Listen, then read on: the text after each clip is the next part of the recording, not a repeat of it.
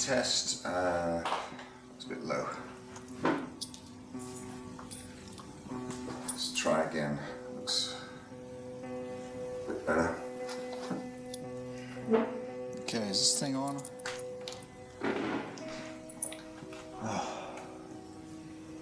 What now? John, Hey guys, what are you doing? I want to try it, Daddy. I want to try to do it to you. So it's recording the whole thing. It's video is movement as opposed to a still. So you can be cool, dancing. Did it. You got one? Let's have a look.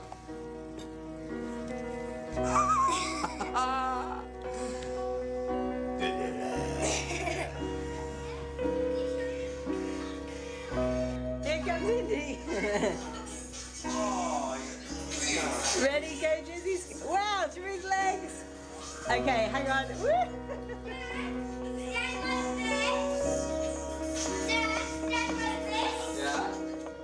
Hi, Daddy.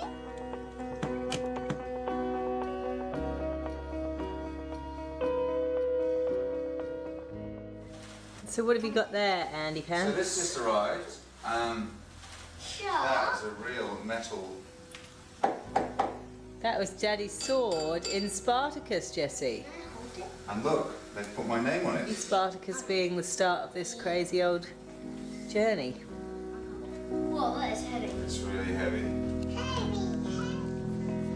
So here we have my beautiful husband who's just finished his bone marrow biopsy. I must have been out. Yeah. I don't remember much. But cancer is back, and I guess where we're at is at a point of learning to live with cancer again, and all the repercussions and fears and everything that go with that. And that's why we need to take it day by day. Beat this disease and live happily ever after.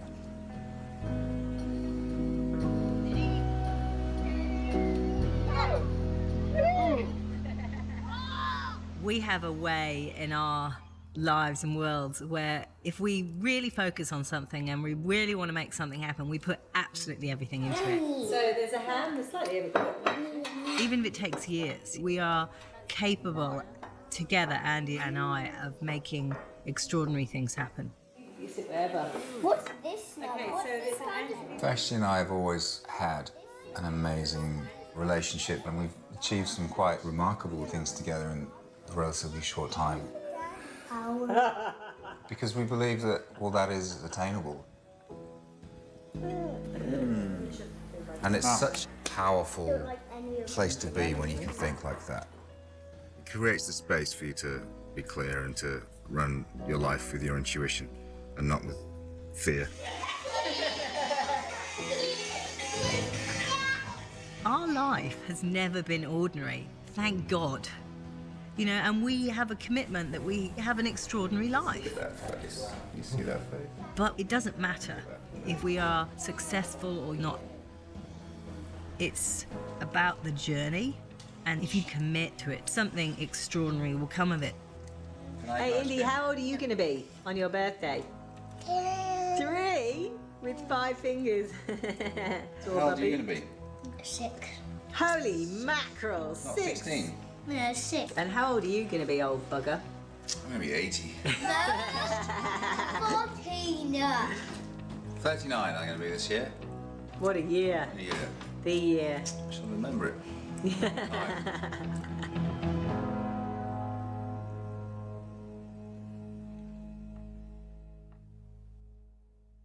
Okay.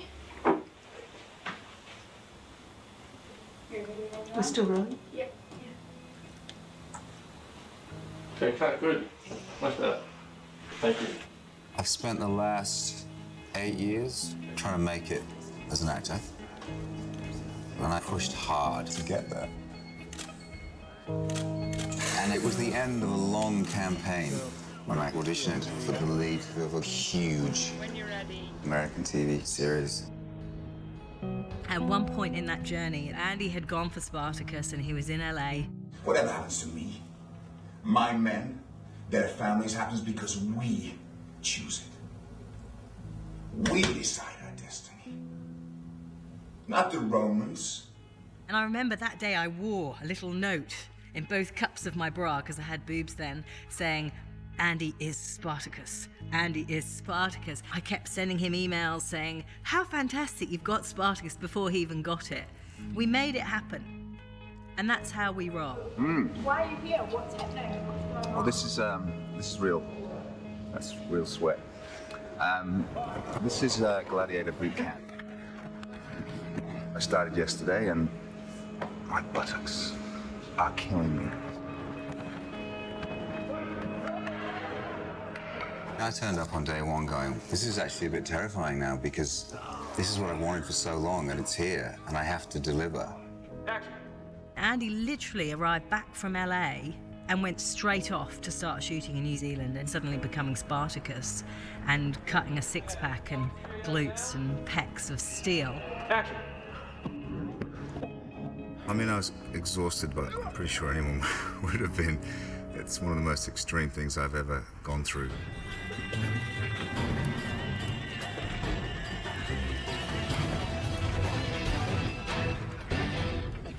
The mighty Spartacus.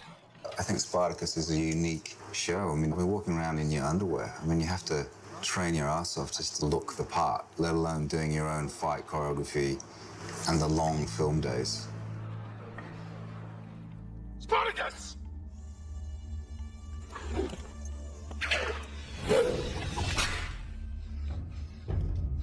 That is not my name.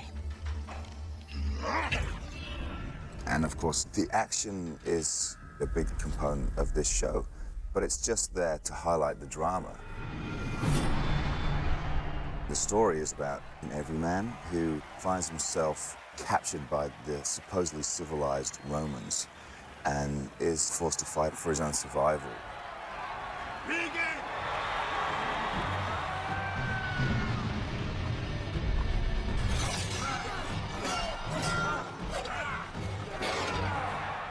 And I think as the show continues, his passion to help liberate all the people trapped by circumstances of which they had no control becomes something that he can really put his energy into. How much longer? How much blood until we're free? Soon. I promise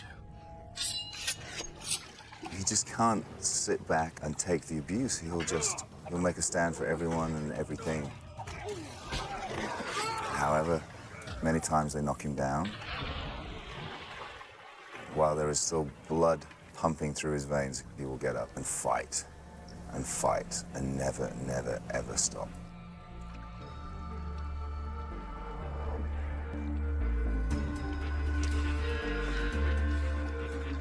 And there's certainly parts of me that I can identify with that. So it's really my dream role to be the title character and to collaborate with all these amazing people. How white your teeth are. I got the Gladiator 73 BC. It's the Gladiator smile. And to have a show so well received and successful, I sort of had everything at my feet.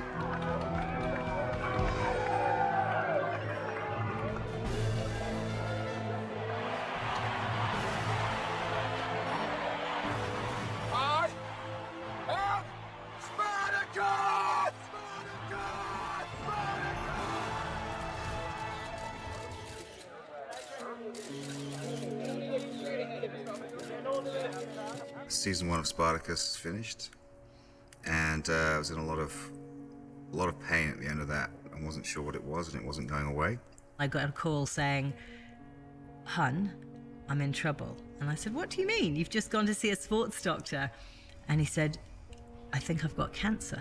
And I threw myself in a taxi and raced across Sydney to look at a huge X-ray, a basic one nonetheless, of my husband's body with black patches everywhere. I ended up being diagnosed with non-Hodgkin's lymphoma, and it was pretty extreme. It was stage 4 at the time. And so everything went on hold with a view to coming back. My oncologist was saying, You know, if you want to get cancer, this is the one you want. It's 80% treatable. You're young and healthy, you'll just breeze through the treatment. And so I never, ever was scared of it. The whole treatment, Andy had to go through the chemotherapy, but he did it extraordinarily gracefully, humbly, and he gave everything to how he could heal himself. I really fell in love with him even more through that. I went into remission, which was great. Everything got back on track and a gallop to the next season, season 2.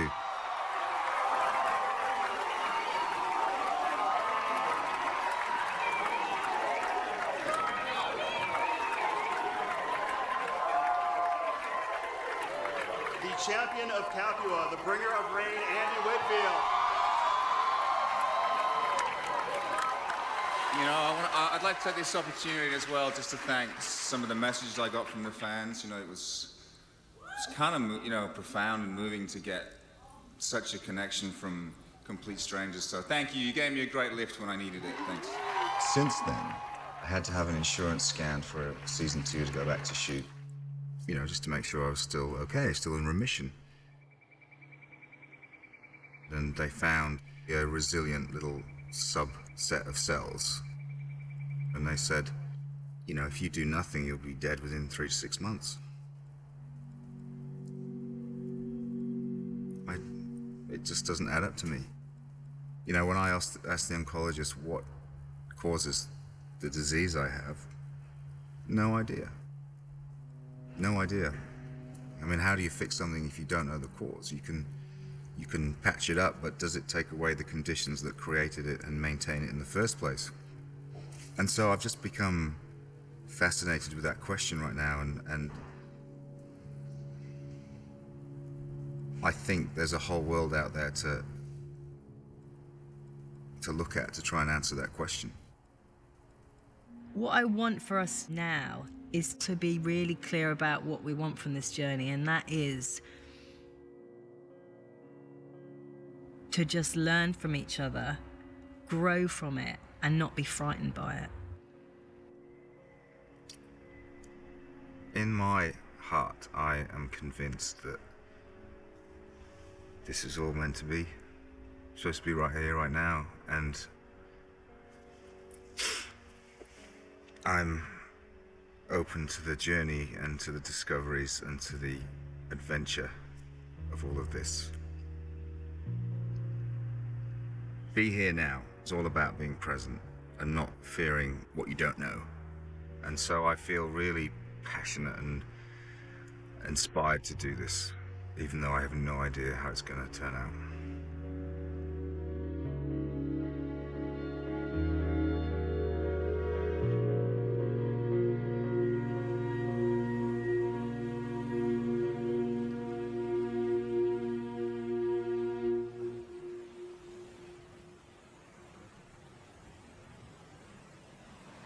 It's the weekend, and it's the day after we've just found out that Andy's got that lymphoma's come back, and I've heard all sorts of, you know, fucking scary information about what that means. I think I'm just so numb from too much information that I just don't know how I feel right now.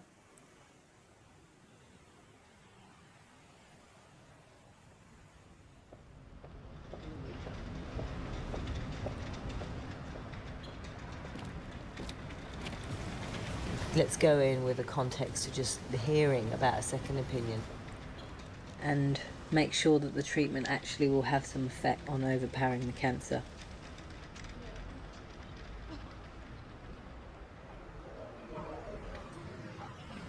To me, it's very simple. Your best chance of long-term survival, long-term remission, living happily ever after, is to have some reinduction therapy and then get your stem cells collected and then have a stem cell transplant. And can you explain to me what the principle is? Phase A, 2 cycles of reinduction chemotherapy, each take about 4 weeks. Yeah. During one or both of those, we'll collect stem cells. Then we do phase B, which is the big dose of chemotherapy, the biggest hammer to knock the disease out. That will knock out your own bone marrow, but as soon as we've done the chemotherapy, we rescue your bone marrow with the stem cell transplant. Okay. You'd be convinced that's the right treatment, and then get on and do it. Sure. But it doesn't mean do it tomorrow. We have a little bit of time. Right. Okay. I'm gonna cry. I just feel so relieved just speak to someone who's speaking about it without this, like, if you don't do this, you're gonna die and you can't see your kids. And it just feels really good to hear it said with such grace. And I know nothing's certain, but it just feels strangely more supportive. Sorry.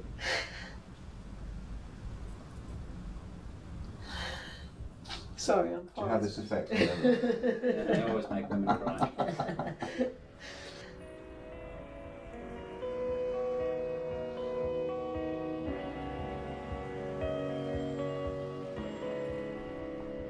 My oncologist said, let's do some rounds of chemo, get it in remission, do the stem cell transplant, and hopefully live happily ever after. I've just been liberated and so free all day. And I guess now the night's coming and I'm tired. I've been up since 4 this morning. And I'm starting to panic again. And yeah.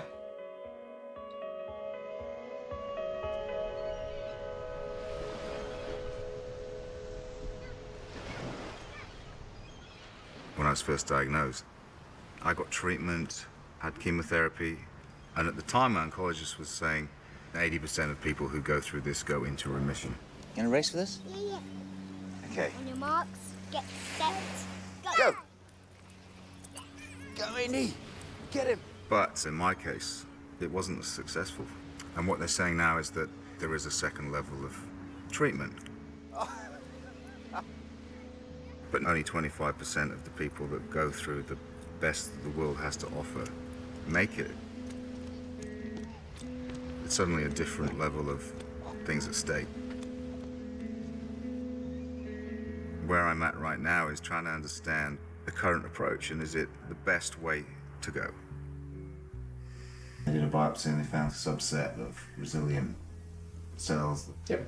And so we're kind of saying, now you have to go on to the next level of treatment, which is much more intense chemo. Okay.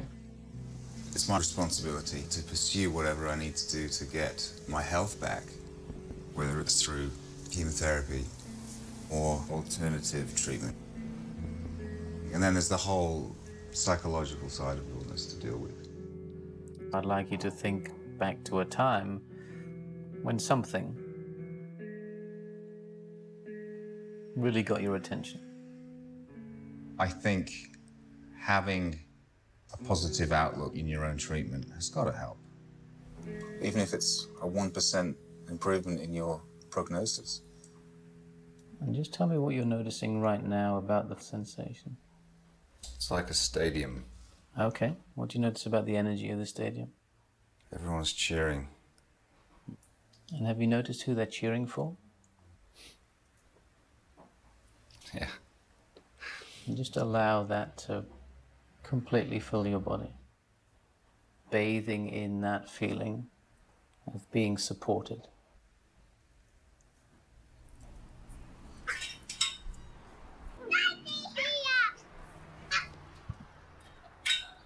Dad, want me to do one of your roles in Spartacus? Yeah. We're in a real crossroads about what to do. Can I have a kiss? Can I have a kiss? Andy is literally on hoof running from one inquiry, from Ayurvedic medicine to acupuncture, all of which, if it were me, I would be doing too. And I am in no way pushing him to do chemotherapy.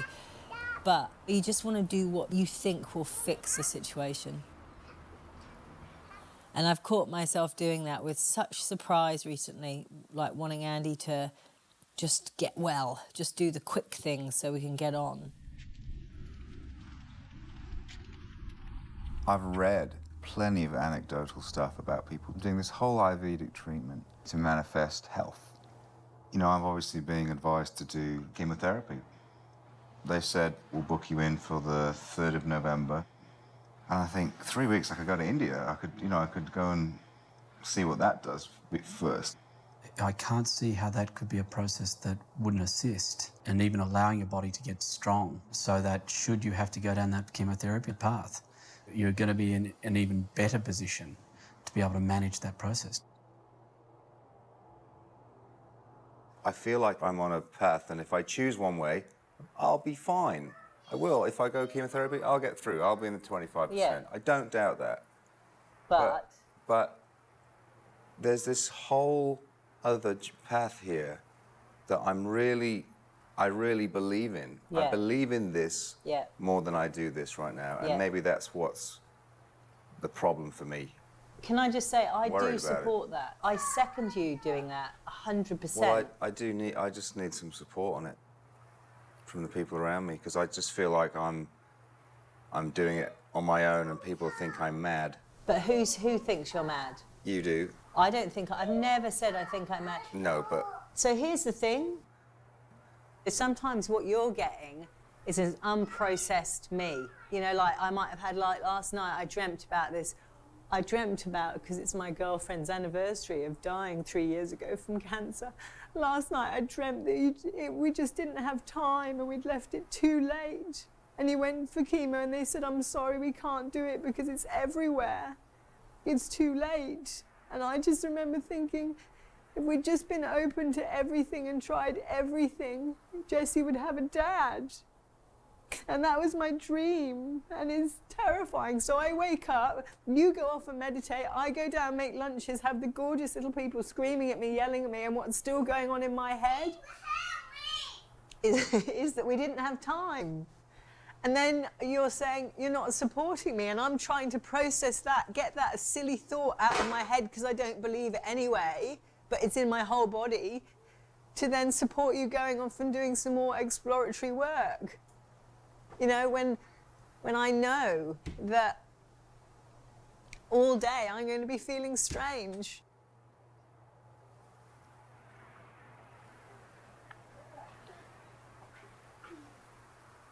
As a mother with 2 children, there is a protective streak in you that goes, what if he did die? And that's an awful thing and something I can't explain to Andy, but it's in me as the possible parent who would be supporting these 2 little people. And I think it would break Andy's heart to hear that I'm even considering that as an option, but I can't help it. Does that make any sense to you? It does. What's going on for you? well, I knew all that was going on. I know all that's going on, and I'm your husband. I know you more than anyone. And I guess how I'm getting through it is it's a trust thing. I'm trusting. And you know, in that space, then anything is possible. And I just, it's hard and unreasonable to ask anyone else to trust as much as I do. I feel like there's a lack of trust or something in me, and I'm not clear on what that is, but it has me conflicted in how to support him, even though in my heart I know I support him fully in whatever he chooses to do. I do trust that whatever you do is the right thing, and you just have to know I support it, whatever it is. As long as it doesn't harm anybody else, I support it. And you just need to know that. All right.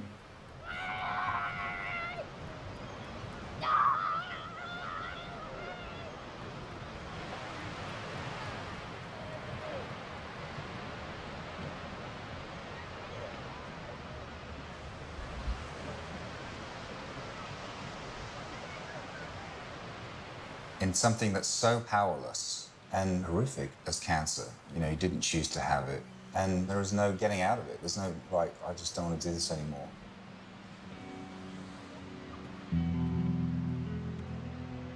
And at the same time, there's no one going, let's just do this. It's going to kill cancer. It's going to be okay.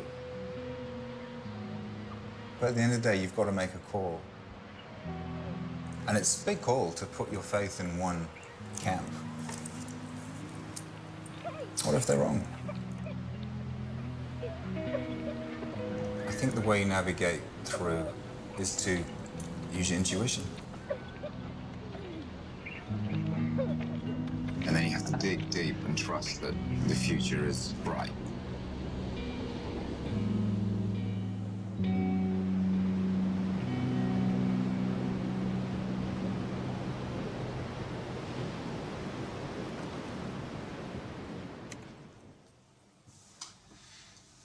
So I just had a profound insight, feeling, and I'm going to India. Okay, so here we are. Where are we? Now I'm going to go all the way in a plane to Delhi. So it says And maybe show Jesse where Grandpa Bob is coming from. Oh, yeah. Grandpa Bob's going to My visit dad, Delhi. your granddad, is coming from a little island in Wales there, straight to Delhi. Was it to Delhi? Oh, Yeah. So that's where I'm going today.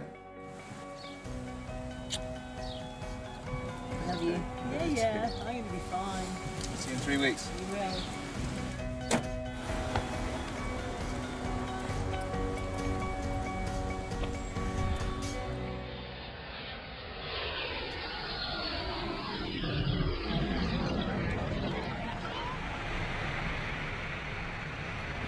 Welcome to India.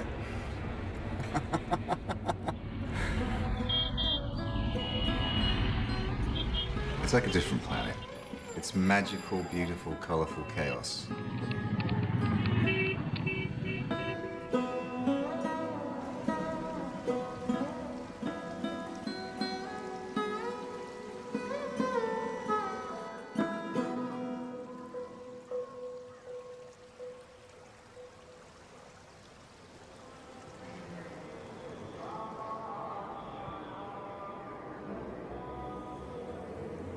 I'm here. I'll start treatment tomorrow and it feels amazing. There's nothing to fear.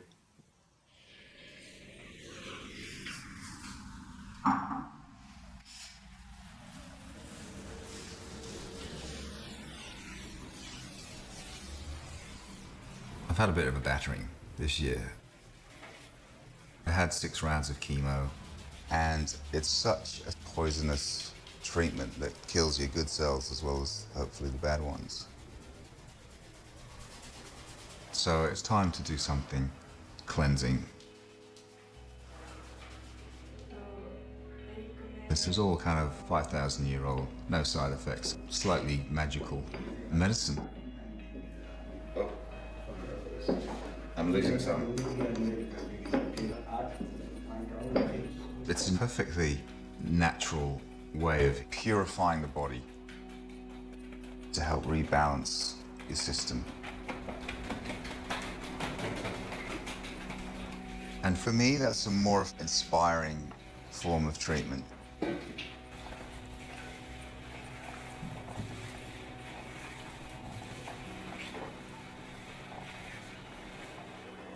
very lucky to be here.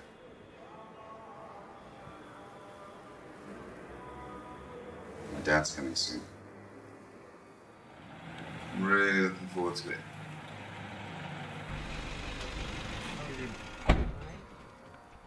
Welcome to India. How are you? What a journey. How are you? I'm fine. Good to see you. Looking good. I feel good. I feel good. Place. Inform them.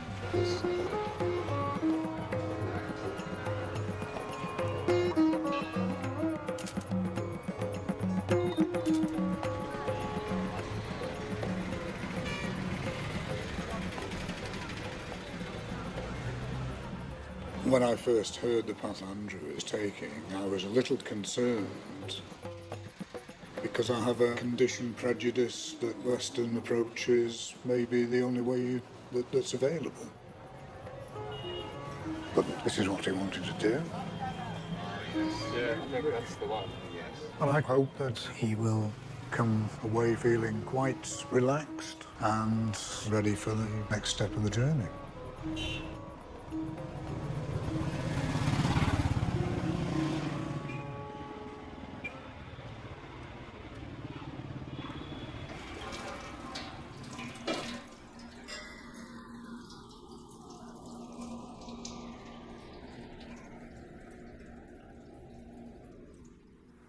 Today I'm going to see the Indian astrologer, and he's gonna look at my life. I have to tell them where I was born and at what time and what date, and then they can calculate my journey. Yeah, this is your horoscope. Okay. Your ascendant is Capricorn. According to Vedic astrology, you born in Capricorn. Okay. And your moon sign is Virgo. Gemini sign. Gemini. Gemini, Virgo. My wife is Gemini. Then good. She is good for you. Gemini, Virgo, Taurus. My son is Taurus. Very good. Your Mars is exalted in the ascendant. It means you are a very courageous and bold person. And now I will tell about the 6th house, about your health. The Lord of 6th house, Mercury, in 10th house with Sun and Venus. The Sun, the planet, is weak in your horoscope. It shows little difficult time for health. This is, it looks a little bit serious. Wow. That may create short life.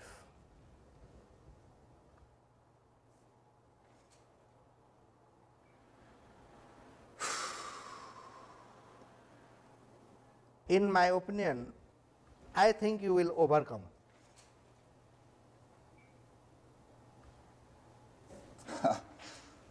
There is more support from the planet.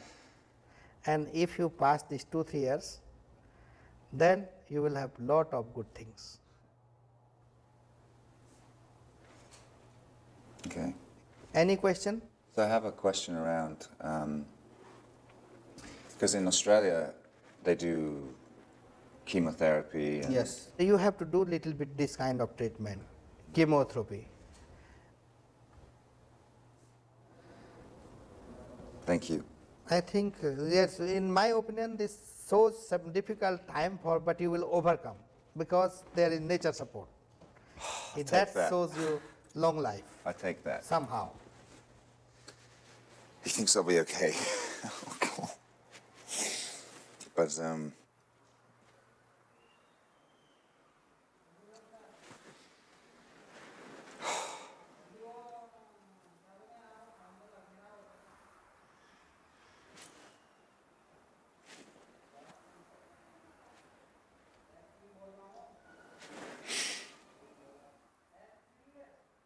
he says maybe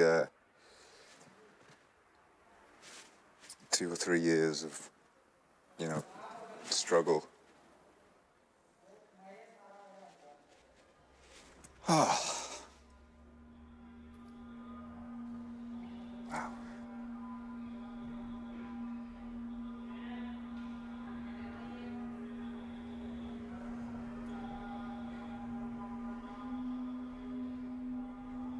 I already knew that the next year was going to be kind of tough with treatment and recovery, and I guess the whole point of the chart and the astrology is to avoid the danger that's not yet come. That's what they keep saying, to avoid the danger that has not yet come.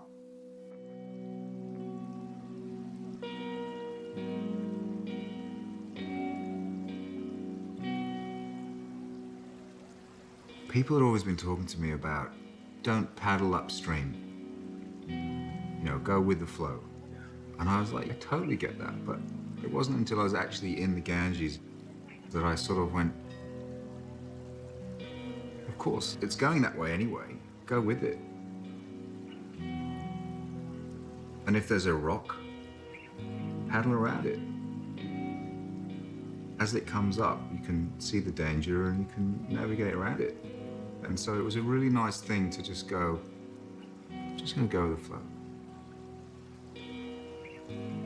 Can't be questioning why, just accept the things you can't change and do something about the things you can.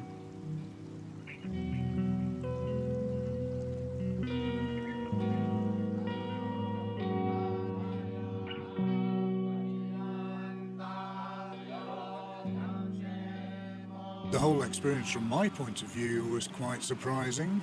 I feel personally so much better than when I came, but I have to believe that it's done the same for him.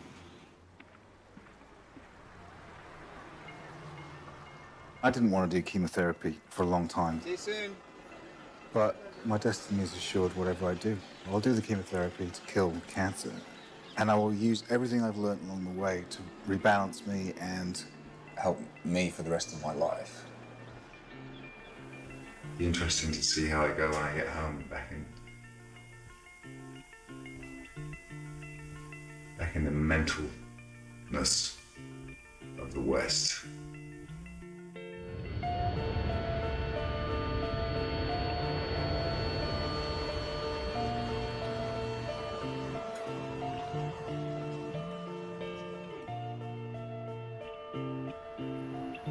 It's Friday, day 1 of chemo. I'm going to be here for 4 days now. Well, 5 including last night. And I just realised there's been no joy until my gorgeous wife arrives and we have a giggle. Nice. You can press up and down and up and down. How are your abs? Burning. You could have a six-pack by the end of your chemo. Anyway. Where are we? Just up here behind that traffic light.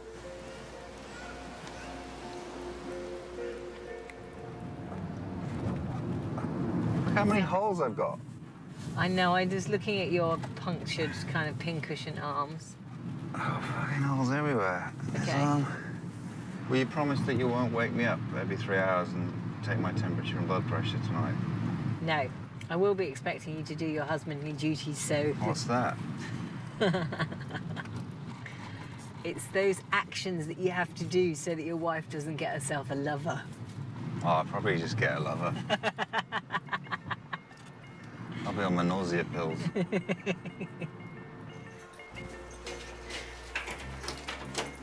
I am Spartacus. Oh, darling, welcome home. Home. Now we've got to be gentle to Daddy Bear. Poor Daddy. Listen, very gentle, but big kisses for Daddy, because he's going to bed now. Give me a coat. Can I see your arm? That's all gone. I like kisses for that. Come on then, let's go and get into bed. Good night. Hi, guys. No disturbing Daddy, he's sleeping now.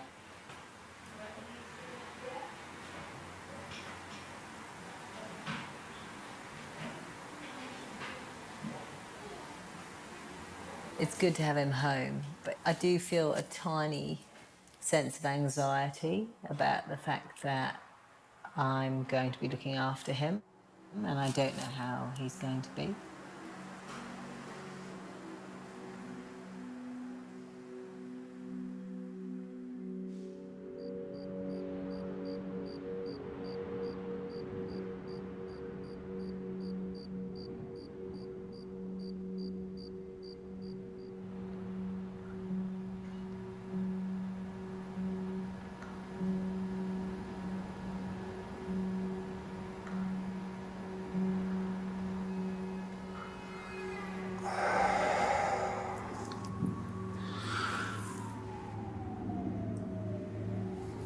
I have no idea where the last week has gone.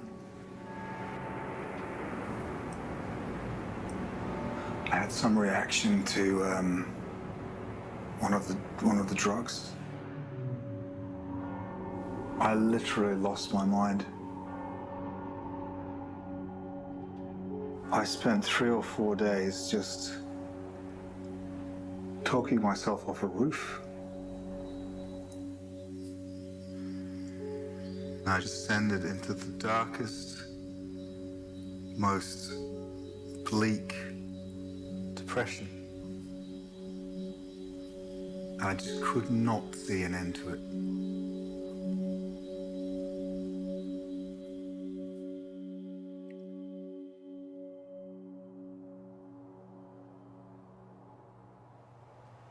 He couldn't really share conversation properly and didn't know what he wanted. And he was actually, I don't know if he realised, but really quite aggressive and Don't remember anything. angry, and said quite a few really strange things to me.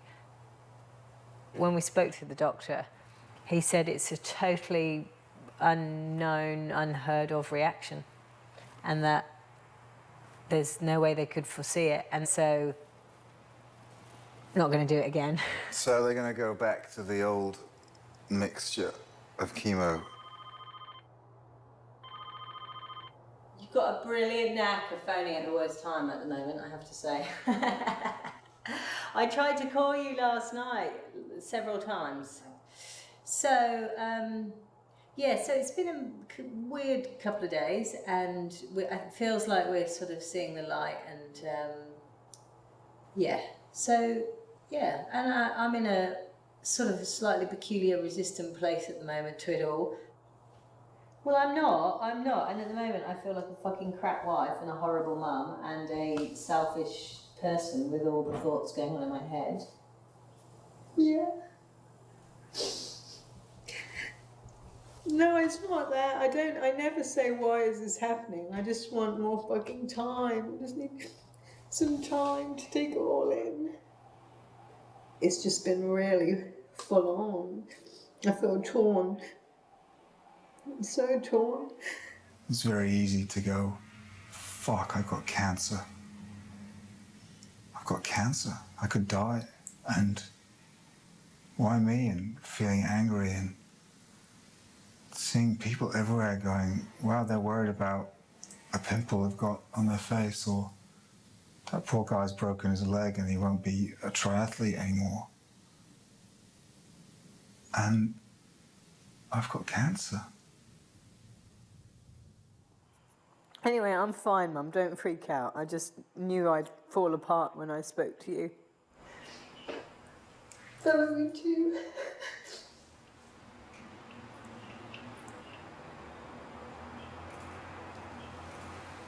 My mum's coming from Wales, and it'll be good to have her around, and she's tough. She's tough, my mum. And we'll take some pressure off Vashti, because I'm conscious that Vashti's trying to manage the children and me, and sometimes you just need your mum.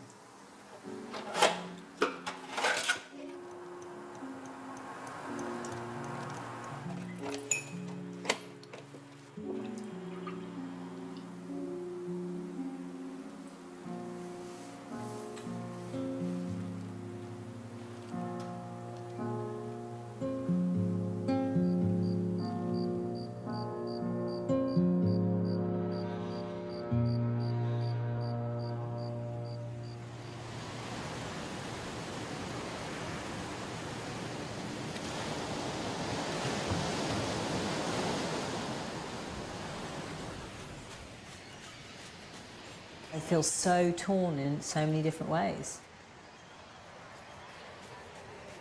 Because I'm trying to look after my children, giving them the love they need. And at the same time, I'm trying to support Andy when he's feeling confused or completely lost.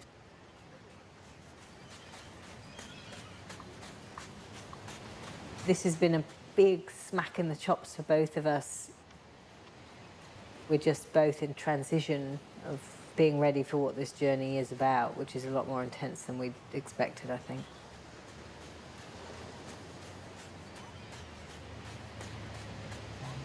But I'm really hoping that will change when Andy's mum comes to the rescue. Hey guys, Grandma's here. Okay.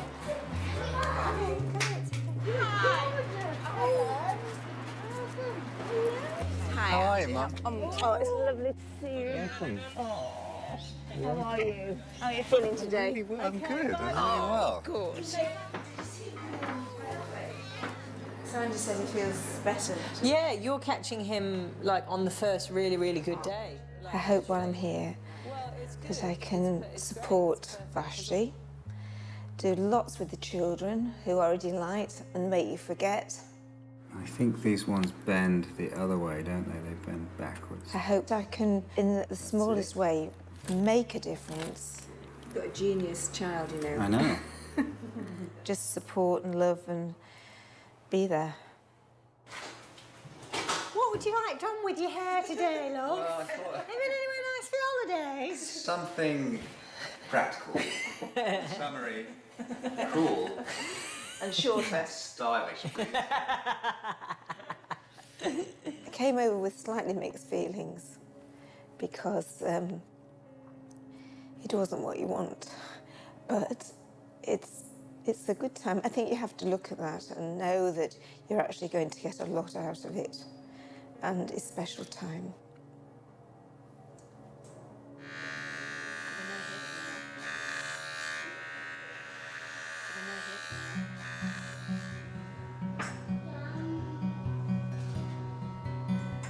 I'm going to decorate this while you're Show me. Do you want? There you go. Well done, Indy. Hi.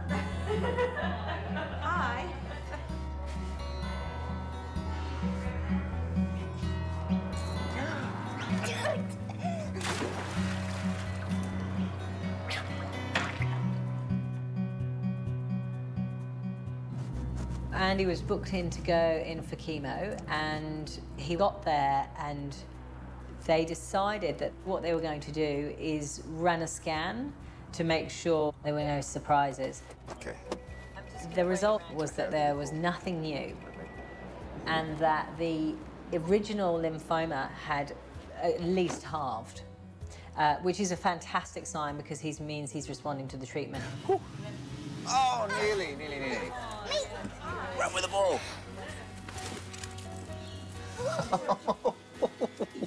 I can't wait to go in and get round to done. Because it's working. And as strange as it is to be in a ward 24/7 hooked up to a machine, and I just want to get in, get this cancer killed off. Hi, boys. What are you doing here today, Jesse? I've got something to do today. Is that your new cuddly toy? What did you put?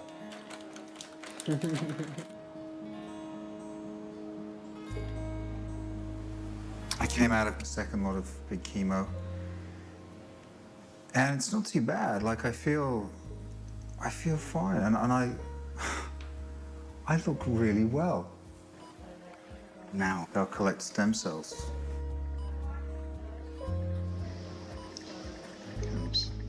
And then sometime after Christmas, I'll go in.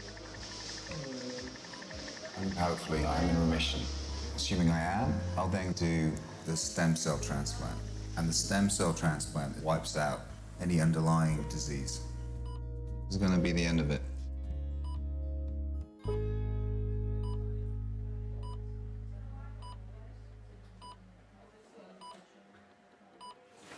Now I want to look at all your gorgeous faces. Cheers. To another year of adventure.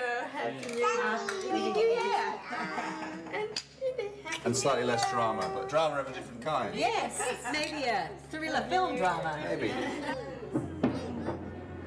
Look at that.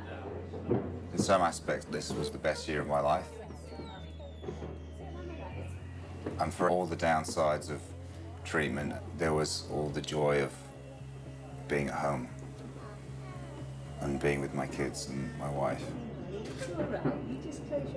With the turning of the new year, I just get excited about getting through treatment and surviving cancer.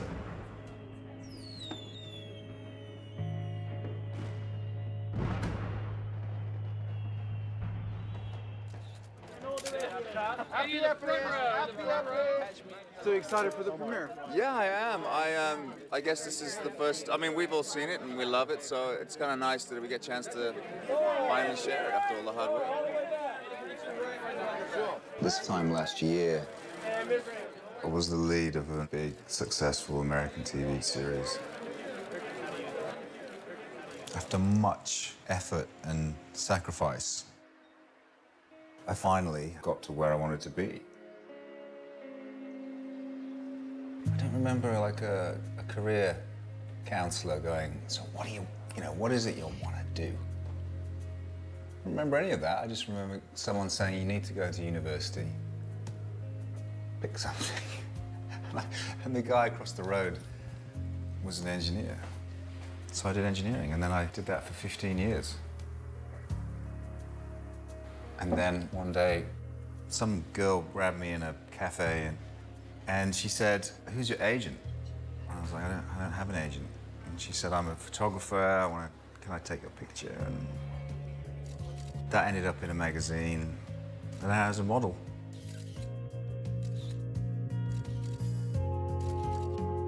He kind of stepped into modelling, was hugely successful very quickly. And he was at one point the highest used model for Australian TV commercials.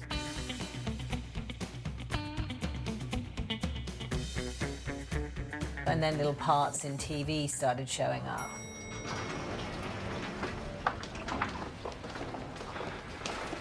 Excuse me, I'm looking for Pam Holman. These are her boys. They're here to see their dad. There wasn't enough work to just give up my engineering, so I bounced it for a couple of years. Mr. Lee? I've got investors arriving in half an hour, and they're supposed to have publicity material which your secretarial service is supposed to have printed out.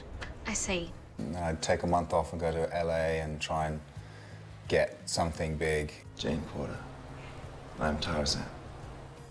Do you think I'd go for a skinny bitch like you? And roll. React to camera?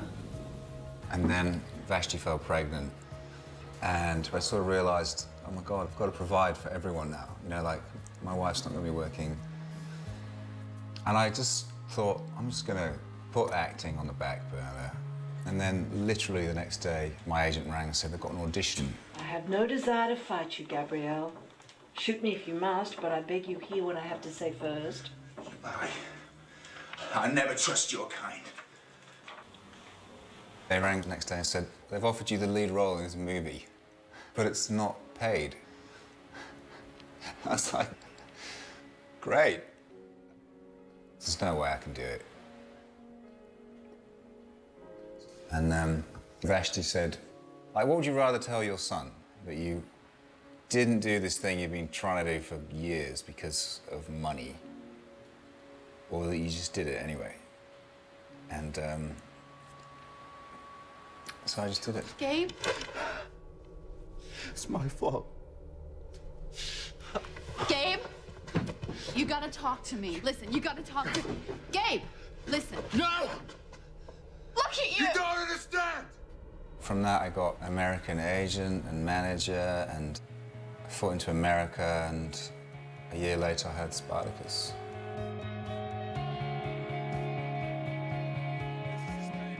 Nine months filming and a 6-year deal. You know, I had offers, film offers. Didn't have to audition anymore. And was planning the next career move. To all the effort of trying to make it, I was set.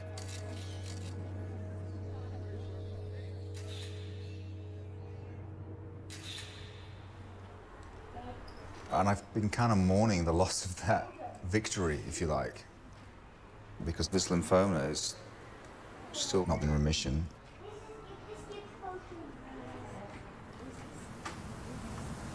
My mind's going crazy.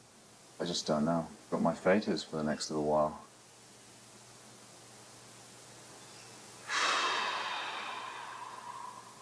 I feel sick.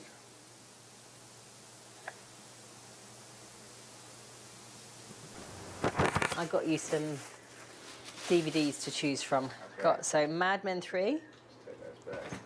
Yeah, Sunshine Cleaning, which is a really cute, funny film. I had a PET scan yesterday, and that was to show that everything was in remission and I could go on and do the next stage, which was the bone marrow transplant. But we got a call this morning from the specialist secretary saying, you better come in. He wants to talk about your results. Is that enough? Well, for a week? Yeah. Yeah. In a nutshell, all the original lymphoma has gone, except this new area, which was never there before. I just don't know what's ahead now. You know, is it one round of chemo? Is it another round? What is it? It's unusual for lymphoma to respond in one part and grow in another. We've got to find a cunning way of treating this.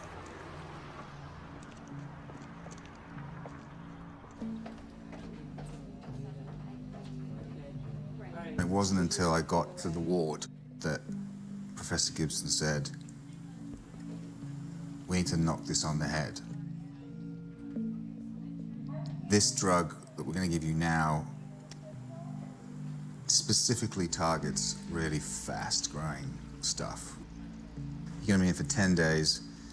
This is the big guns now. If you're not having a response to this kind of chemo, then nothing else is really going to work. It was the first time anyone mentioned that. Before, it was an easy case for him. And now, it feels like it's getting more of his attention.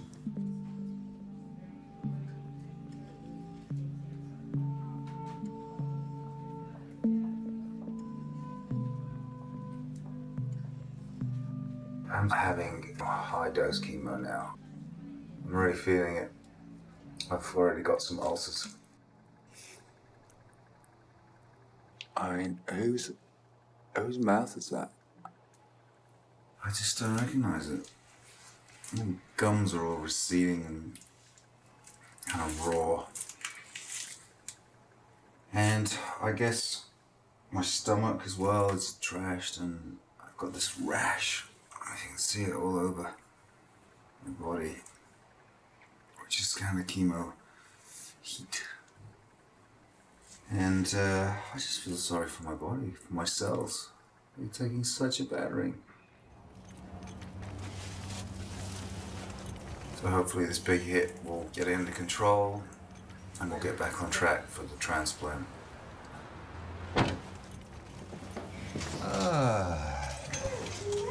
I can smell some children.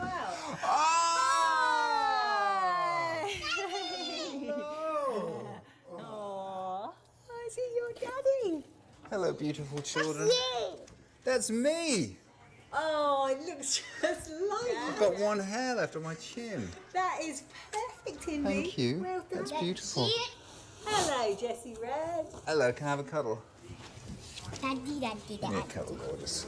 Oh, I've missed you guys. What have you been up to? You been looking after everyone for me?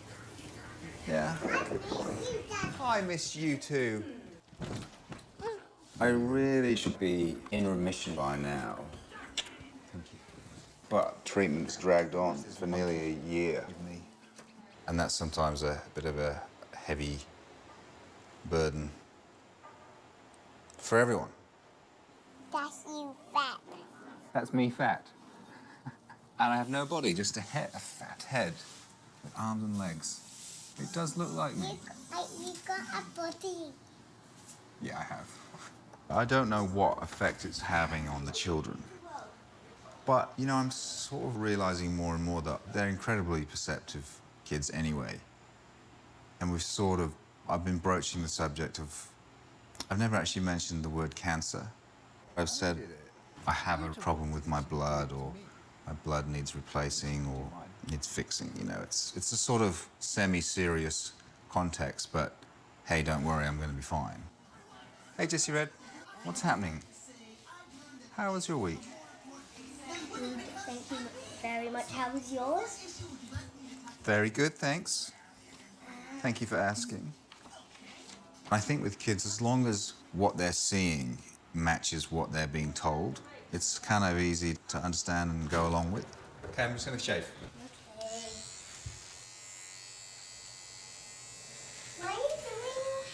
He's just taking his hair out because the medicine's making it come out. Nice big clump. It's coming up. Yeah, I'm having a haircut. Getting your hair. Do you want me to cut your hair off too? No. No, I'm only joking. I asked Indy if I could have her hair for a bit. No.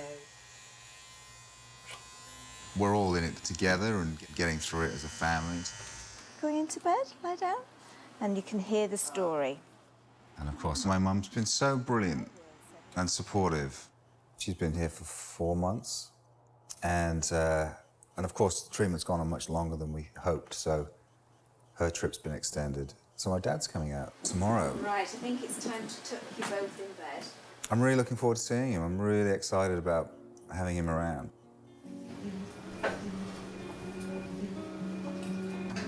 I think you might need some more.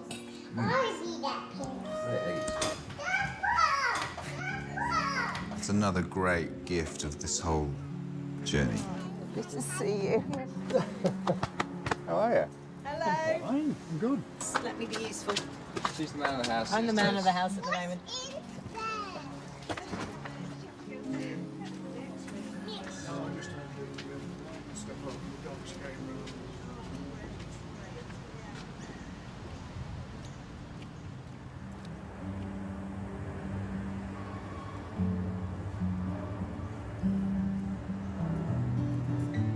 Read me your email. Are you sure? Yeah. Hello, lovely folk. It's another spectacular, hot, clear day in Sydney, the kind of day you English folk are dreaming of, but in all honesty, we're longing for the autumn.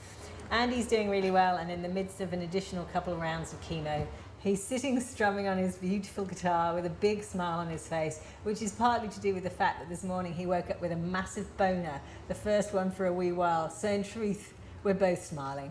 That's all for now. Sending you lots of love. Keep the updates coming and your lives rolling in, as it's nice to be connected with people off this island. Well, thank you for sharing my morning boner with hundreds of friends. millions. Okay, that's sent. But I haven't sent out updates for so long now, just because I didn't have anything to say, in all honesty. I was just trying to process everything. What's different? I just think for me it was like, I just feel so much calmer and more grounded. I think readjusting my perspective and reframing that life right now is about this. Yeah, and you seem a lot better. You just seem so more grounded, I guess. This is just what it is. Right here, right now is today, and enjoying today.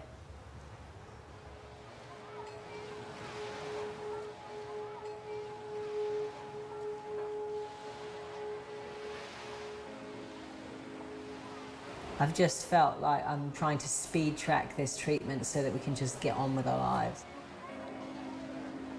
But the most conflicting thing is to fight against it. And ultimately, I just have to be there for Andy.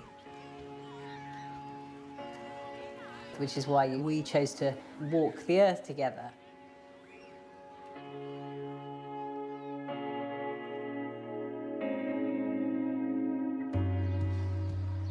When I first met Andy, I was at university, and it was one of those summers backpacking, and lots of different friends from different unis kind of all got together. I was with a long-term girlfriend, and she said, "Do you want to come on holiday with a bunch of people?" And Vashti was one of them. And then 4 years later, I was walking down an alleyway in East London, and this girl walks by, and she shouted my name. I couldn't quite remember his name, and I went, "Oh, Andy." And he looked around, and I went, "Vashti." And we both were marveled at the difference in the way we looked. He was this really handsome man. He was fairly humble and very gentle, which was some of the things I really loved about him on first meeting him. My first impression of Vashti was powerful. She was just this fearless atomic bomb. And I guess I was the other side. I was quite quiet person growing up. I was born in the 70s. In the north of England, it wasn't a world of possibility and excess. They'd had a grim old time. And I just grew up on a nation's values like that. Life is tough and you can't have your cake and eat it. What stood out is, you know, I see these pictures of a really happy little boy, and there was clearly quite a close little family.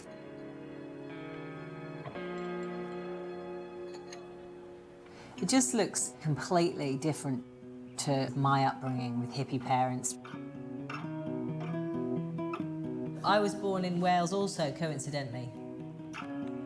But they decided that they would drive across land from England to India with my sister and I. So we travelled around everywhere. We were in Afghanistan, Iran, Pakistan for quite a few years of our junior life. So there's a fierce independence that I was given by their lust for adventure.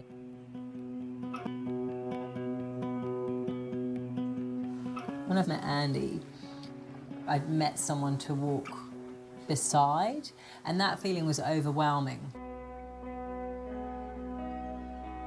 His humbleness and my kind of rah brought a balance to two people that benefited from something else.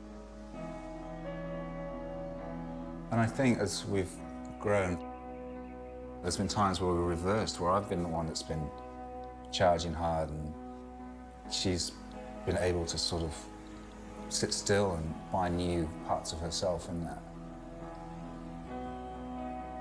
Andy taught me to not have to be strong. And I'd become this softer, more vulnerable person. And so together, kind of like a lioness and a butterfly, teaching one to be strong and one to be soft, became this love affair.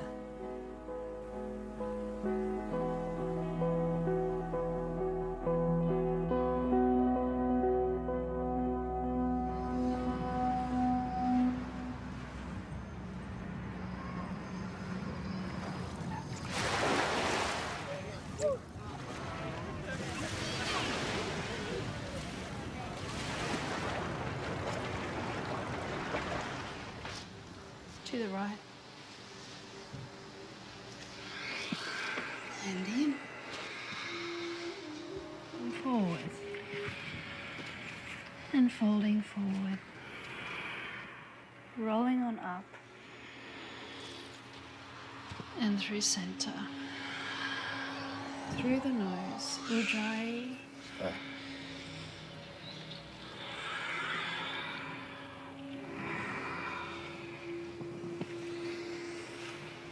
Let's do something else, Andy.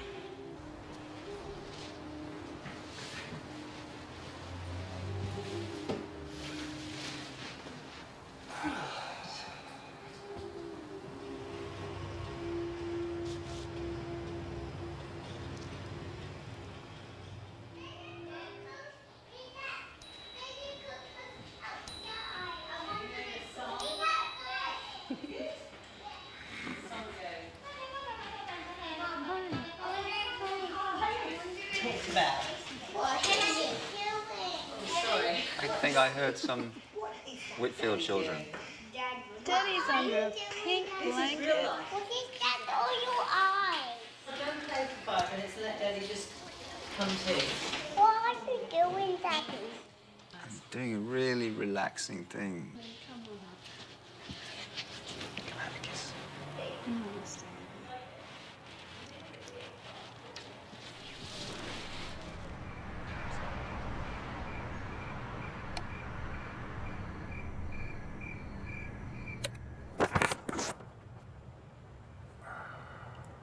I'm up on my own in the middle of the night in discomfort. And there's been a lot of this. Kind of reminds me of before I got diagnosed last year, and just the constant sleepless nights and the pain. This aching pain that just won't go away adds to the usual pre-scan anxiety.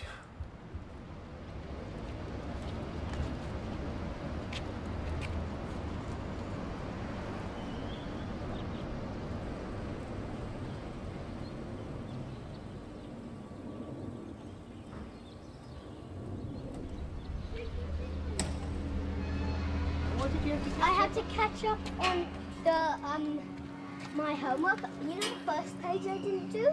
Yeah. This is such a roller coaster of a week. Oh, you got one? Great, actually, which one? That one has Anakin in it. And all we can do is go with it. And Obi-Wan Kenobi. It's brand new. And I'm constantly fighting to not get caught in the terror of it all. But I haven't got any answers, and I haven't really got any space to process them because I'm trying to process what's coming next with Andy.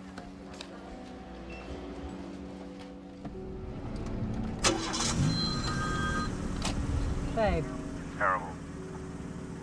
Being terrible. Feel so much pain. I don't know what to do. But I've got Jessie. Are you okay with Jessie? Just want to go home. All right, I'll be very quick.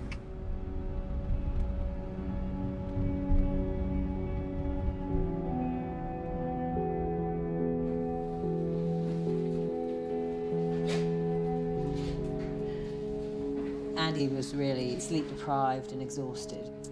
And our oncologist basically just stormed in there like a bull in a china shop with a bunch of other registrars around him and read Andy the right act on his chances being slim and could be a choice if he wanted to just not go ahead. I said, well, what's that alternative? He says, well, you'll die of lymphoma. I'm like, well, what? I think we'll keep going.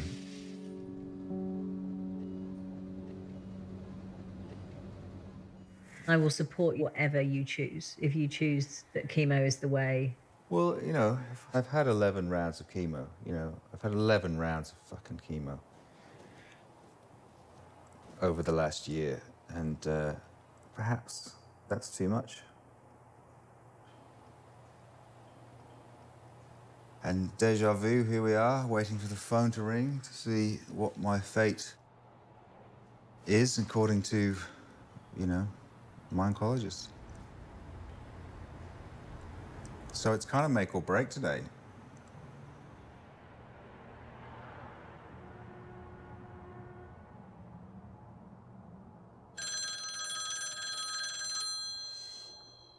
Here we go. John. Hello. Hi, we're here. Sorry, I'm just putting you on loudspeaker. Okay. All right. Nothing good, I'm afraid. Okay. The PET scan compared to the previous scan showed that the mass in the abdomen was larger and more active. This is clearly not a result that any of us wanted. This represents the nasty, aggressive nature of your recurrent lymphoma that is resistant to all of the standard lymphoma drugs. And so maybe it is worthwhile considering radiotherapy. Okay. Wow. We're really in a very tight corner with not too many other options.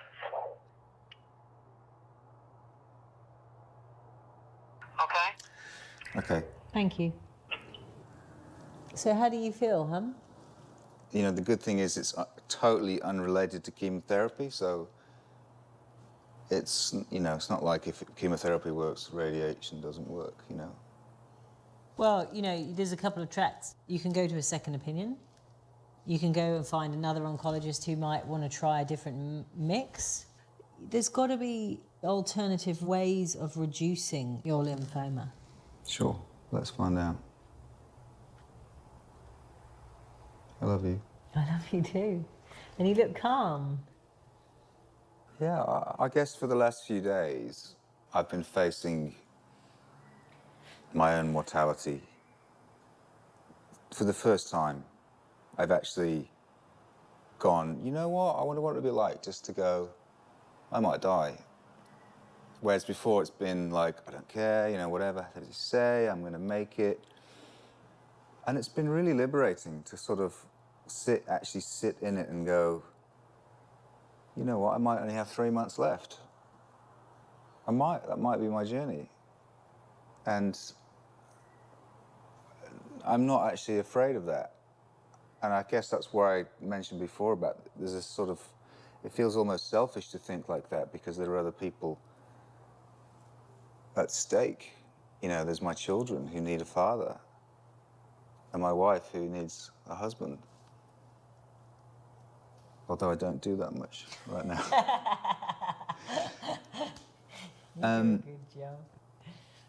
And I don't know, I just think I've kind of made some peace over the last few days with that. Which is sort of weird, because I don't know if that's a good thing or a bad thing, but I certainly feel... But I don't think you should think about it, I think you should just feel it. I want you to do what's in your heart and not what your head tells you to do. Because I think you're really clear on that, and perhaps you've not listened to that because you've been so frightened and sick. And I just know that whatever happens, because I don't see you not being there, that the kids will honour and respect the choices you made to be here and to take them on that journey.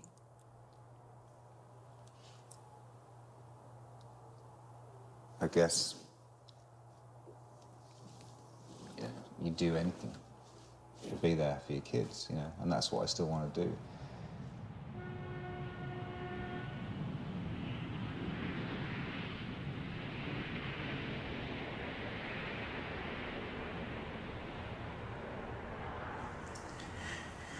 Right now I just feel overwhelmed.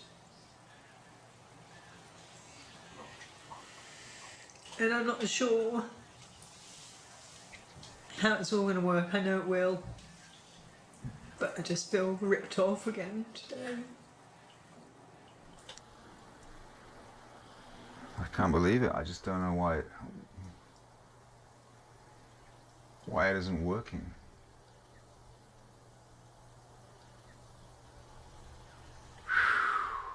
Shit. This is huge. This is huge.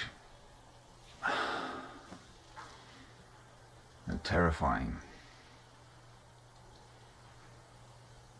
I gotta go.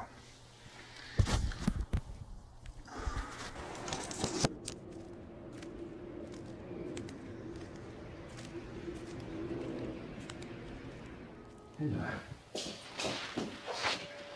How are you? Good, how you feeling? I feel a bit wiped out the last 2 or 3 days. Really lethargic and I don't have my usual self-motivating oomph.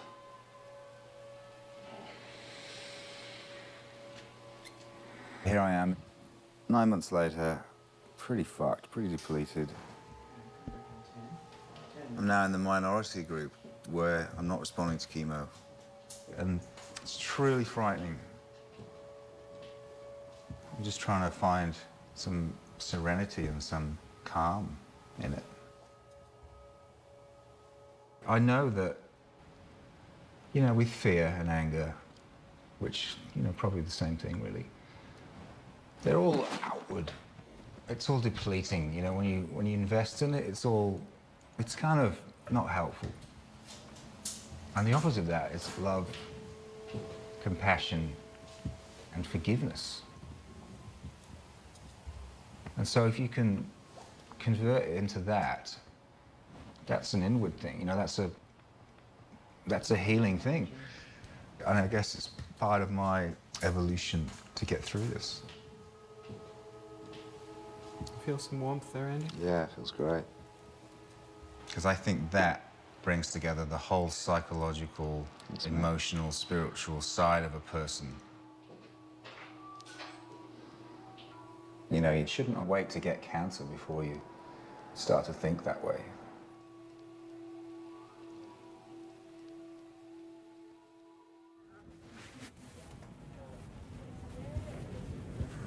Hello. Hi, how are you?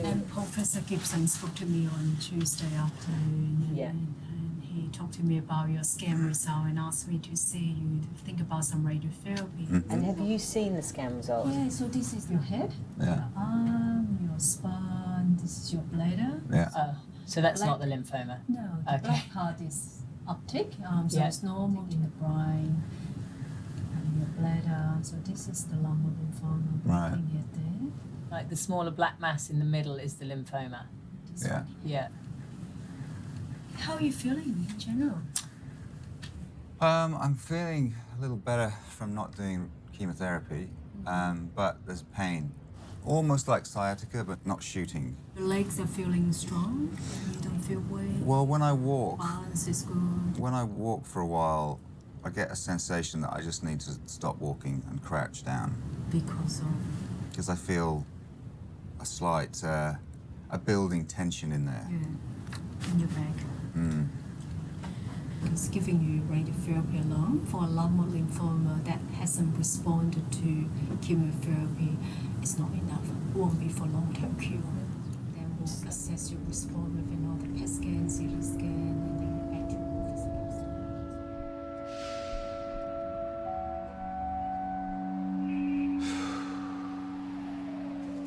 The pain is just getting worse and worse.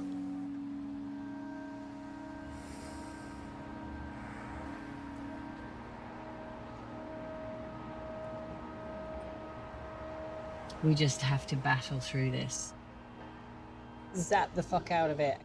Get his pain under control, and we go somewhere and start treatment somewhere else. And I don't believe it's Andy's or my destiny for him to leave this life this early through lymphoma. I don't believe that at all. It doesn't feel in my gut that that's how it is.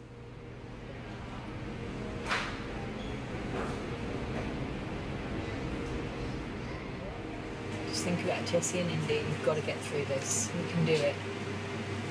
5 minutes. Count it down. Yeah.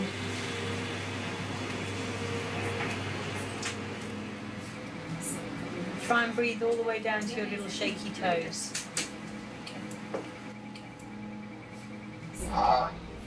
You can do this, Andy.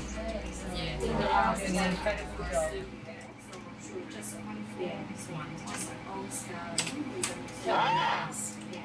Breathe into your tummy, sweetheart. Sorry I missed you, but I just wanted to You're doing a great job. You're nearly there. And just think about little Jessie Red in your head. See his face. You can move now, gorgeous. You can move. Excellent job. Who was that? That was Kelly. She snuck a kiss in. Couldn't help myself.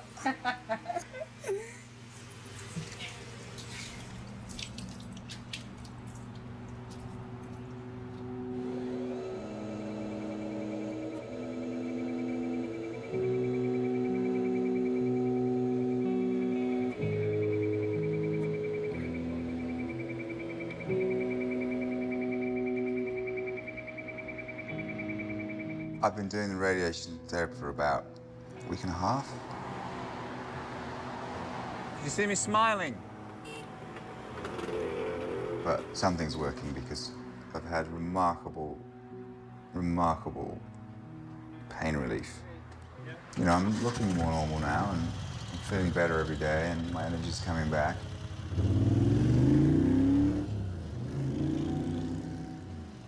I'm back in the normal grind of life, which is nice. I'm almost, you know, I'm ready for work and I've been wondering when I can get back to it.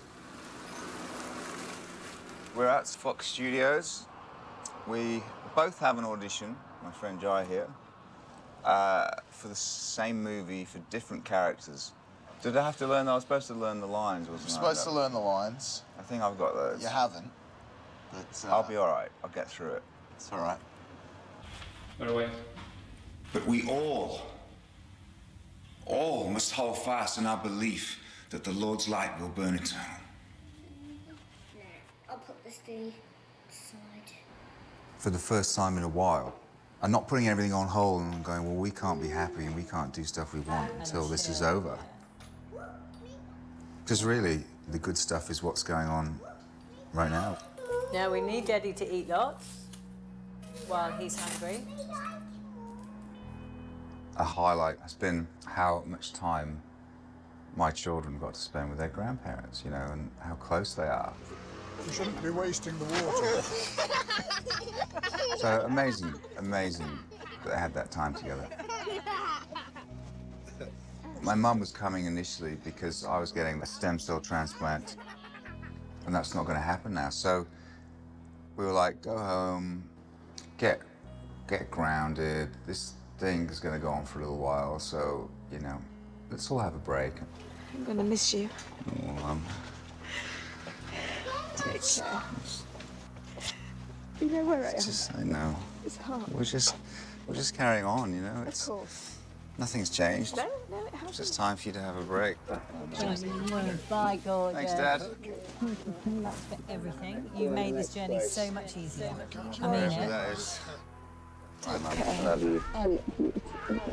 Thanks for everything. No, you have, Mum. I think for them it was very difficult to go. Because, you know, it's not over.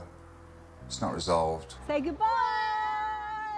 But as a family, we're much clearer now that we're going to have to try and live with lymphoma.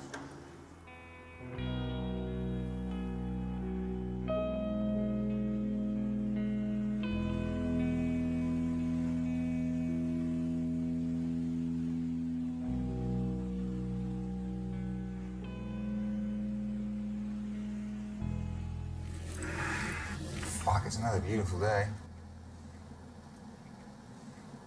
I didn't leave the house for 4 days. It was just too hard.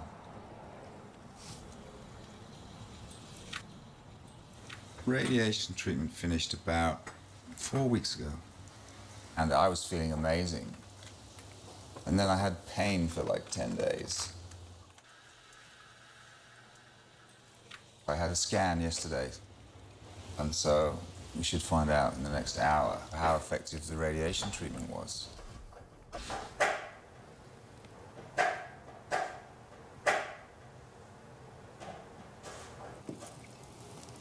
So I've lost a few kilos. I'm 77 kilos now. I got weighed yesterday for my scan. What do you think it's going to say, Vash? The information is irrelevant. What you have to do, whether it's in remission or not in remission, is exactly the same. You have to go on to heal and recover. Come on, call.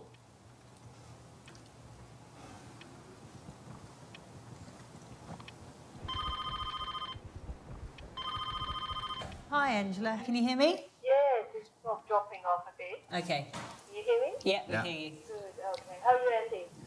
I'm good. My pain's much better today, actually. Right.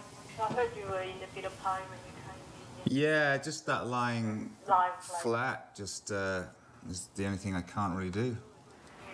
Now, I've got your scan results here. Yeah. Do you want me to go through them with you? Yeah, do. I mean, our intention today, Angela, is to get clearer, like get a snapshot of where you guys think we're at, and either draw a line in the sand there, and kind of go off and deal with it ourselves, or and also to hear what your thoughts are on, you know, if there is any moving forward with you guys.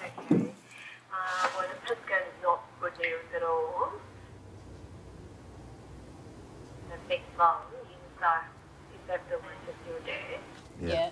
Where he has radiotherapy. And also look like there are 2 new areas in the chest. Okay. So it's not good news Yeah. So what does that mean? Does that mean, is that lymphoma? Lymphoma.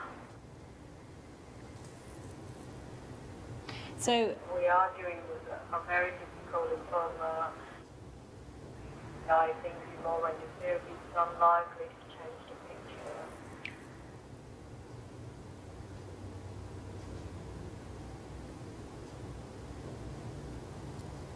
Okay, Angela, thank you. Okay, all right. Okay, have a good day. Bye.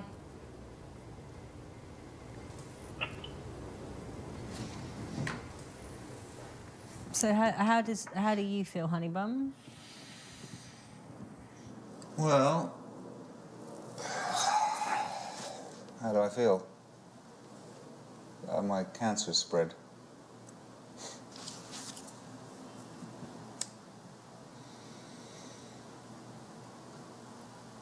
I don't know. I don't know. I mean, that was the one news I didn't want. I thought if it's the same, then it's the same, you know. Nothing's got worse, and I'm in the same position. I'll just go from here. But for it to have spread is really a bit frightening. And they're saying I've got 3 to 6 months to live. 3 to 6 months. But you know, you had that 6 months ago and you're still here. I know, but at the time I was having chemo and radio and Yeah. stuff that was But they're only time. They're only words, honey. You know, before when you were doing the show, when you were doing the Spartacus show, before the camera used to roll, you used to do this thing where, like, you know, you'd be getting psyched up and you'd be like, I can't remember. You'd always do this like thing every time, a bit like a tennis player or whatever would do their thing. Like you'd always do it, and it's time to do that for this. Whatever. You're right. I mean, it's hardly any different from yesterday, is it? Well, it's no different. In fact, it's not as bad as it was the first day I got diagnosed a year and a half ago, where I had stage 4 everywhere. You've got to get through it. You will get through it. But you have got to roll your sleeves up. They are a bunch of words. If you believe them and put weight in them, they will become our reality. Full stop. Wow. It's never dull. Wow.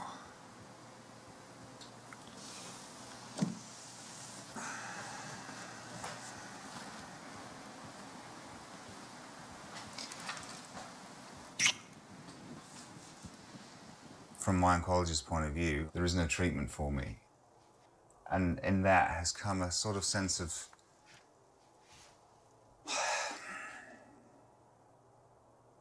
I guess liberation. I feel like I'm excited to be in control of it. And I think that's the main thing, is control. It's the thing that I haven't had. I felt powerless. I felt in a system that just grouped me with other people and gave me the same cocktail and hoped that it would work. And I feel it's got to be much more fine-tuned than that.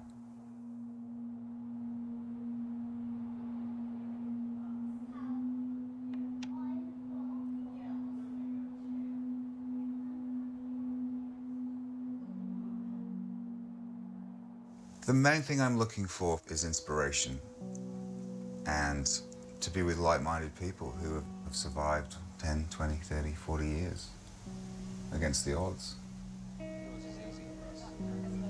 So it's about being in this group over here where everything's possible. I have to find another way to keep this lymphoma at bay or make it so it doesn't affect me. It's up to me now.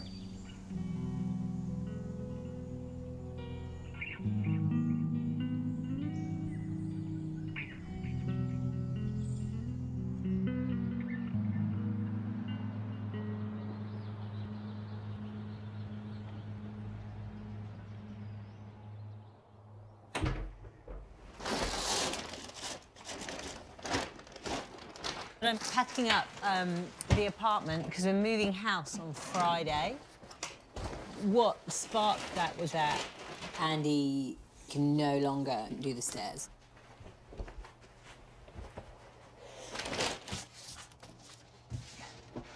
And we have Andy's mum here, who arrived last Wednesday. To see us, stay with us, see Andy, just be around. And she's been amazing. There's no smiling through it saying everything's fine. You know, she's really present. And she gets where the situation is at. It's massive. That sofa could go in there. Anyway, we'll work all that out later. I'm sort of juggling pain and sanity at the moment. And on top of that, my left leg started to get numb. Are you okay getting down, honey? Yeah, I'm just trying to remember what they taught me. They said, don't fall downstairs. It's been a real adjustment, and that's hard. It's really hard. You just go, will I ever get, you know, when will I get my husband back? I don't know about that.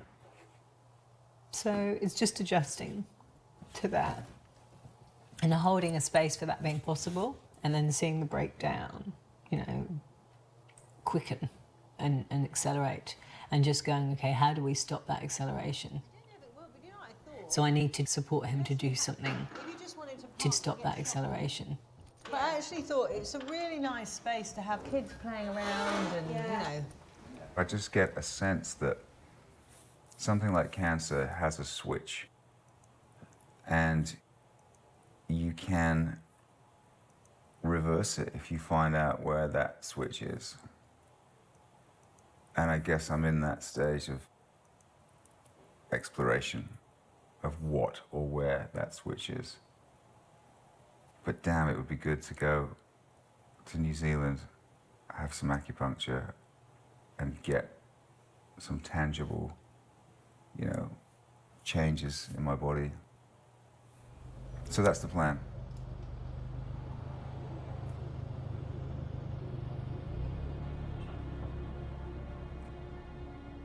The speed at which things are moving or have changed, I guess, has brought another level of anxiety. And I'm not really sure where Vashti is with this, because she's doing an incredible job of just getting on with everything. I'm really proud of you, Daddy. Oh, darling. I love you. Big cuddles for Daddy Bear. I wish I could come in. Well, you know what? Another time. We've got to look after the house, okay? I want to continue this life with seeing my children grow up. But say I didn't make it, and I Vashti would get through. You know, she'd bring up our kids, and my kids would have an extraordinary life. I'll be at the end of the phone, okay? Okay, I love you. Bye. Bye. I don't regret, you know, the way I've approached it. You know, at the end of the day, if life happens, don't try and deny that it's there. Experience it. What a brave Daddy Bear. Okay, let's go and get warm. I just think it's still part of some amazing journey, you know? I don't know if I would ever have looked at it that way had I not spent the last 12 years with Vashti.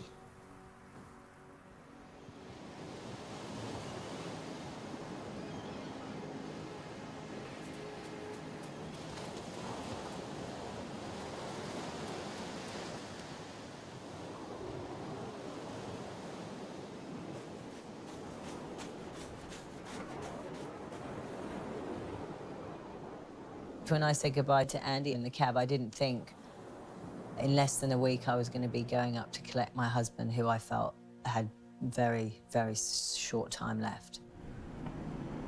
Ladies and gentlemen, we're about to land. Please fasten your seatbelt. When I got to New Zealand, it was quite shocking. He was so in and out of lucidity. And suddenly he did this snap into focus and he said, I want to go home. Because somewhere in him, he knew it was time to go and he wanted to go home.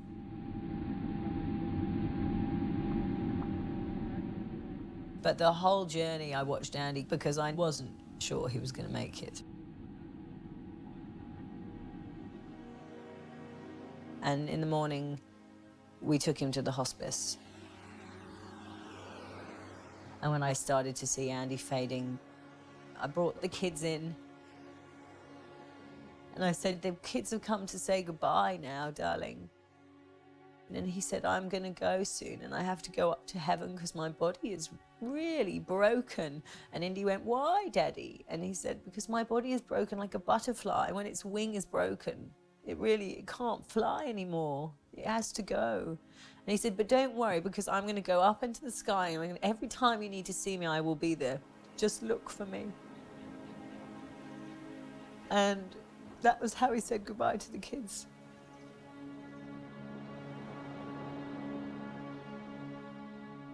And I lay down next to him and we just lay still. And there was this moment where I said to him, you know, I need you to know how much I love you. And he kind of it made this funny noise and he just made this like, I love you, like, he sounded like Rocky after his winning his fight, but I got it. And it was amazing that he, out of nowhere, was able to do that, you know, just to honor. I didn't need to hear it, I know it, I knew it. And he just took these big, deep breaths, and then he just died.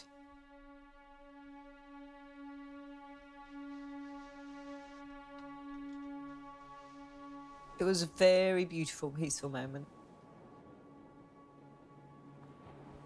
And I felt like he went to suddenly being really strong again.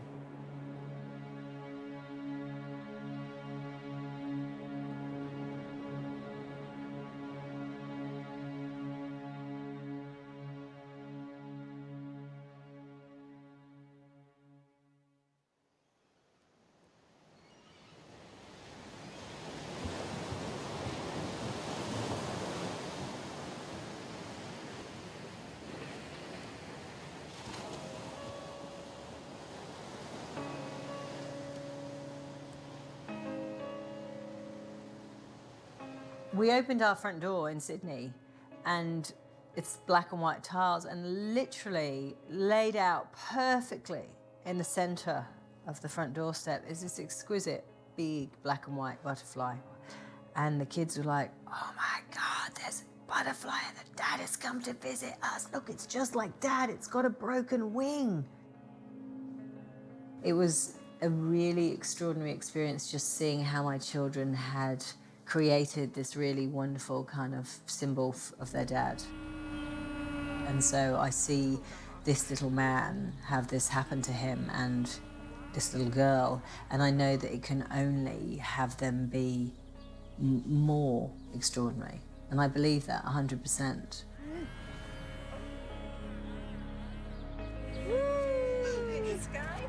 How high can they go? And for me, I lost my best friend and I lost my husband of like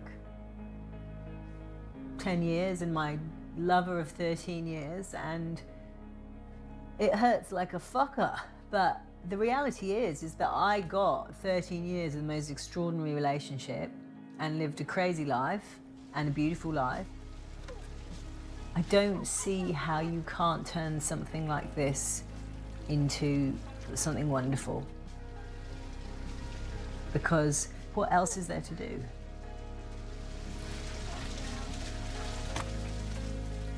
And he would be so proud because it has all been initiated by him. Andy just came to join us. The way that he chose to live and his quiet ambition for making things happen in his life. It's really inspired me to just be empowered and try things myself for the first time.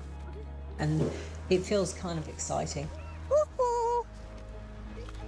Hello, little elves. And by the way, that's how he ran his life, and he still died.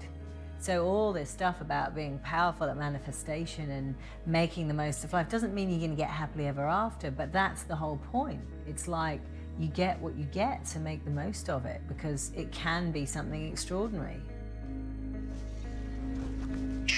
Come on, let's go. Let's go. I need to drink. But for now, we're just going to focus on being here now, as cheesy as that sounds, and living more fully. So really enjoying life and making the most of it.